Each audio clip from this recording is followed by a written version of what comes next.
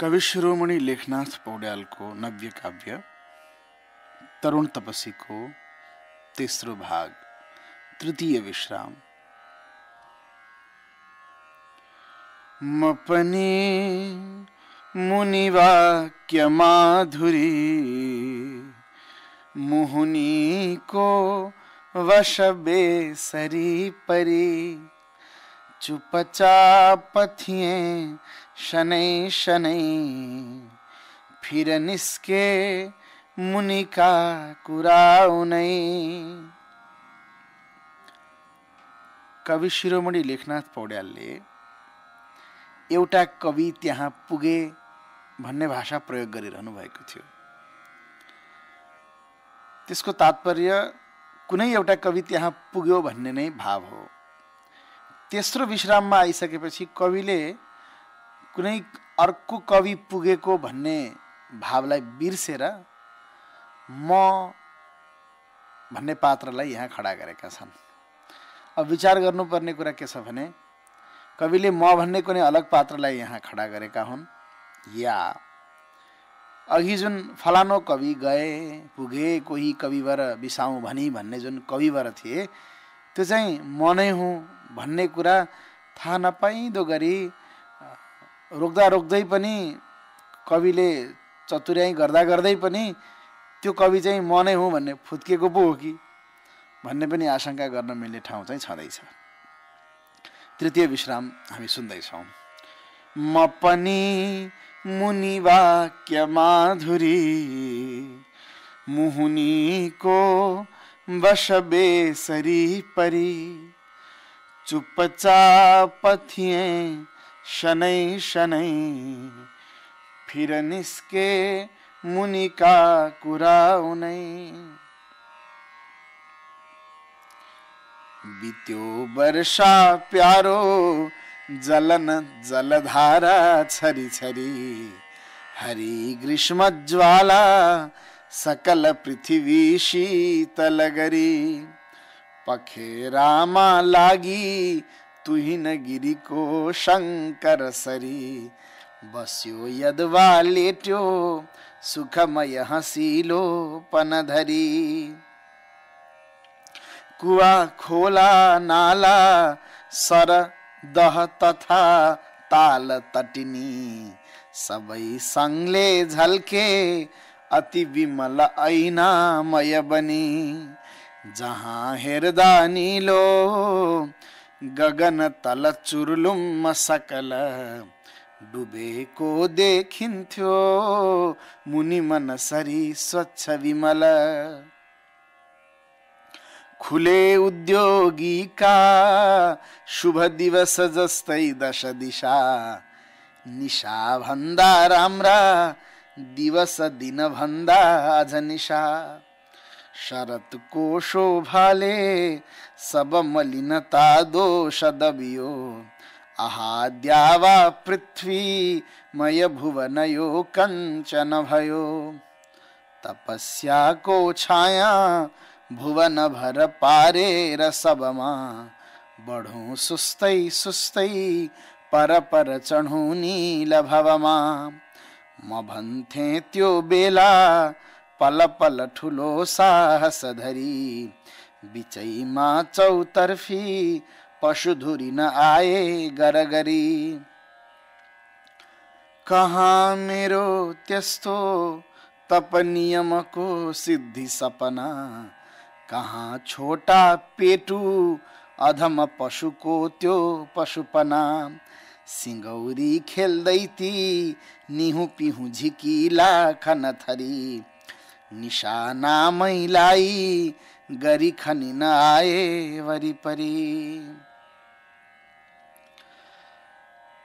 कुनै मुन्टै टोकौं भनी नयन दिन्थे उपरती कुनै खेल्दै चल्दै घुसु घुसु धकेल्थे मकनती कुनै दल्थे मल्थे हर किसिमका युक्ति बलले कठै यस्तै चाला सित कठिन धेरै दिन चले यताको यो बाधा तल पयरमा कीट कठिन तिखा दारा धस्थे हर किसिमले जीवन लिन झुकी त्यो मौकामा जिन तिन कडा आत्मबलको सहाराले सारा मरी मरी सहे घात खलको कतै छाला लत्क्यो बलसित कतै चर्र चिरियो कतै पल्ट्यो आलो उकुचौसमा सूच भरियो कतै तर्क्यो मर्क्यो तन सब भयो घायल अति मलम पट्टी गर्थी फगत बिचरी नरसनियति। मुनि तपस्वी अर्थात वृक्ष वृक्ष सानै अवस्थामा रुख नबनी सक्दै बिरुवा छँदै त्यहाँ केही पशुहरू आए, उनीहरूले चुनी चुनी खाए र त्यो अवस्थाको घाउलाई चाहिँ निको पार्नका लागि नियति बाहेक अर्को कुनै नर्स थिएन भन्ने भाव कविको छ। मलम पट्टी गर्थी फगत बिचरी नर्स नियति कठै त्यो बेलामा कठिन जुन संकष्ट सहन परे थियो त्यो अहिले पनि बहुत गाह्रो छ कहन परीक्षा हो वा त्यो परहित महा मन्त्र जपको थियो यद्वा दीक्षा विधि नियमयो तीव्र तपको ममा त्यो बेलाको विकट खतवा दाग अझ छन् कसैले जान्दैनन् मनुज सब अन्धा अबुझ छन् कुनै जान्दो होता मनुज पर पीडा अलिकति मलाई के पर्थ्यो उस बखत त्यो घोर फजिती हजारौं ती धक्का रगडहरू खाँदै हर घडी अडी कापी कापी कठिनसित पुर्लुङ्ग नलडी किशोरावस्था त्यो जिन तिन बित्यो व्याकुल बनी हटे सुस्तै सुस्तै नियत गतिले ती पशु पनि नयाँ बढ्दो चढ्दो वय मधुर पानी पवनको सुविस्ताको साथै धृति र बल उत्साह मनको उपाधि ज्वालाको प्रशम सब यो सिद्धि तरिका जुट्यो जसले गर्दा पीर सब भुले जन्म भरिका हावाको पानीको धरणी जननीको रस बल लिँदै पिउँदै गर्दै पल पल सबै अंग सबल म त्यो चौबाटोमा अटल बलियो आसन कसी जमे मेरो भित्री हृदय हुन थाल्यो अति खुसी थियो मानु मेरो उस बखतको भाग्य हँसिलो बहन्थ्यो चौतर्फी चमचम सफा कान्ति रसिलो चरा त्यही मेरो मधुर मुहुनीको वश परी परी जस्तै झर्थे प्रणयसित गर्दै चिरिचिरी कुनै सुस्तै झुल्थे चह चह गरी चट्ट शिरमा कुनै खेल्थे डुल्थे कलरव गरी मस्त सुरमा कुनै भन्थे राम्रो किसिमसित हामी सब चरा यसै माथि पारौं अब गुण बनाएर बचरा चुचो ठाडो पारी वरपर निहारी गम गरी कुनै भन्थे भारी श्रुति मधुर झारी रस झरी खुला यो चौबाटो बहुत खचिलो ठाम छ सब यहाँ चल्छन् लाखौं शठपथिक गर्दै कटुरव गुणी ज्ञानी ध्यानी ऋषि मुनिहरू सम्म सकल चरा माथि गर्छन् हर तरहको बन्धन छल यहाँ बस्ता हाम्रो उपर पछि पर्ला कि खतरा भनी गर्थे कोही बहस बहुतै नीति चतुरा।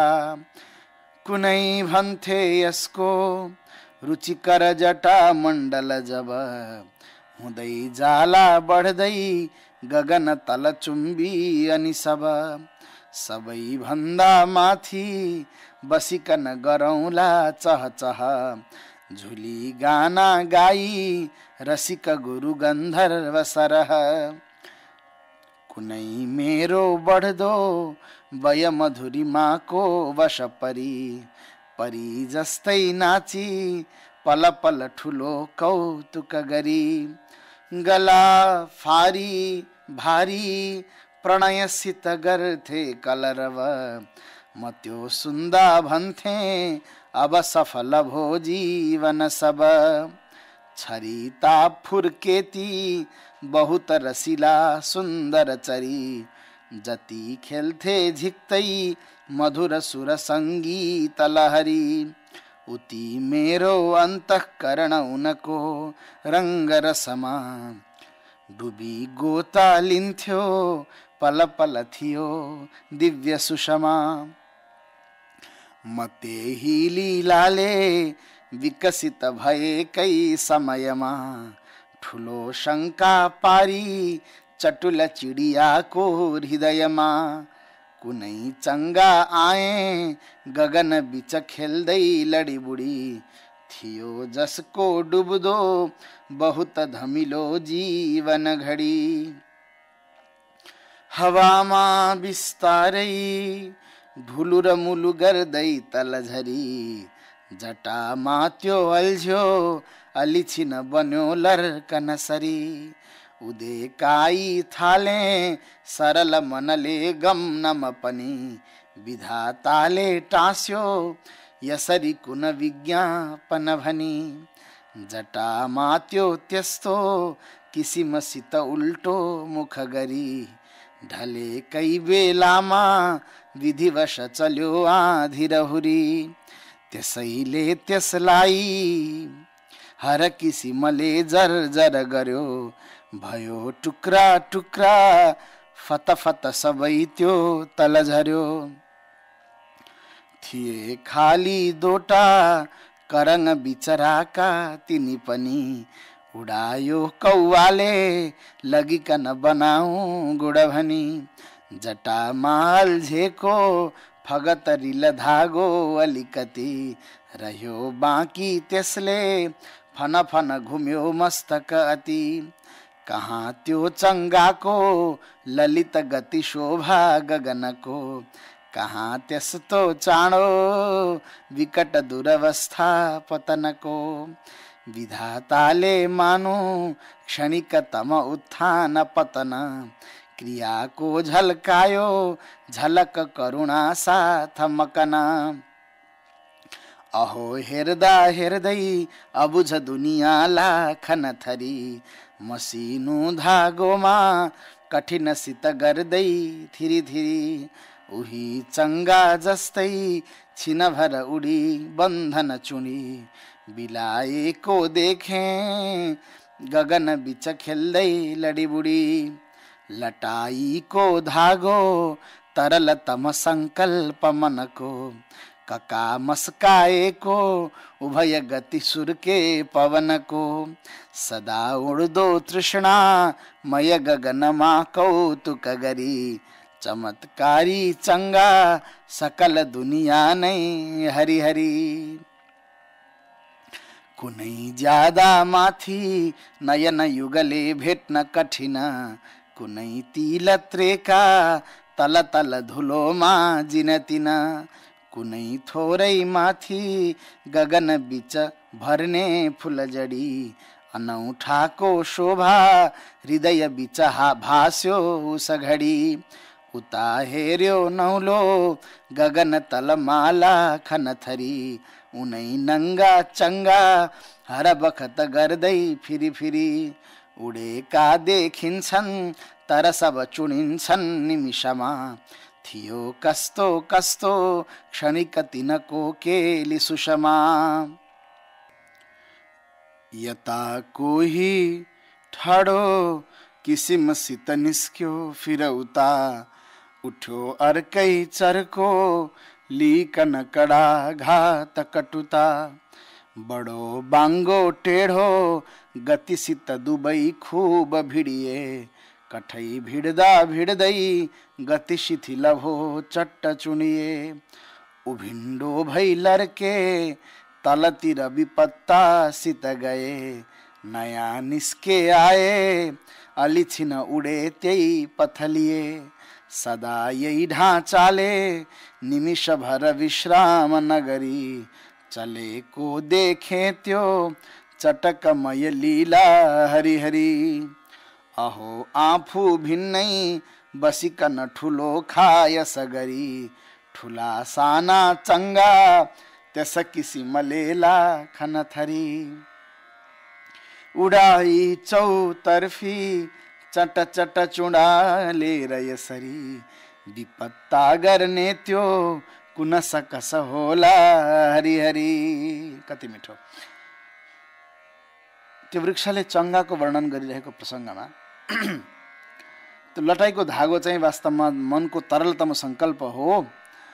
त्यसैले यो तृष्णामय गगनमा कौतुक गरेर उडिरहेको चङ्गा वास्तवमा संसार हो। हामी संसारमा जति पनि छौँ नि सबै चङ्गा नै हौ भन्ने भाव प्रकट गर्दै गर्दै अन्तिममा यति धेरै चङ्गाहरूमा के हुन्छ भने चङ्गा उडाइन्छ, चङ्गा कसैले उडाएको हुन्छ, अनि आकाशमा गइसकेपछि चङ्गाहरू लड्ने भिड्ने हुन्छ र एउटा चङ्गाले अर्को चङ्गालाई चट्ट काट्ने भन्ने हुन्छ। त्यस्तै गरी चौतर्फी यसरी चङ्गा उडाउने, आफू चाहिँ अलग्ग बसेर हेर्ने, सबैलाई चटचट चटचट चुनाल्ने कुन चाहिँ होला भनेर त्यो ईश्वरतिर सङ्केत गरे जस्तो यहाँ म पाउँछु।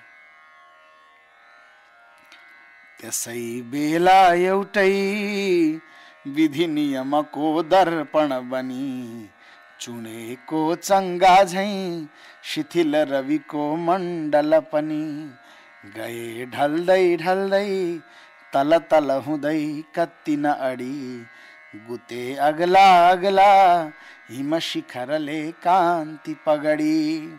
झर्यो महिलो पर्दा भुवन भर अर्कै प्रकृतिको, विवेकालो कश्री रहित मन झैँ मन्दमतिको।